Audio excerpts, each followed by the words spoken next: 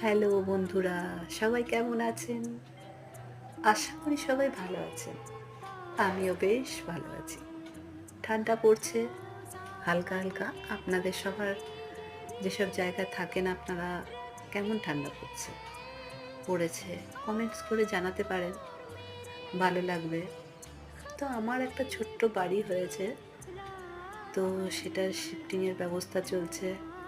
তার জন্য কিছু ফার্নিচারের দরকার, ফার্নিচার কিনেছি। সেদিনকে গেছিলাম একটি ফার্নিচারের দোকানে আসানসোলে, আমি আসানসোলে থাকি, ফার্নিচার কিনতে। ফার্নিচার নয়, একটি ঠাকুরের মন্দির কিনতে। ফার্নিচার আগেই কেনা হয়ে গেছে। তো সেখানে প্রচুর ফার্নিচার দেখে একটু ভিডিও করলাম। সেই ভিডিওর কিছু অংশ আপনাদের সাথে শেয়ার করে দিলাম। দেখুন, খুব সুন্দর সুন্দর ফার্নিচার। ভালো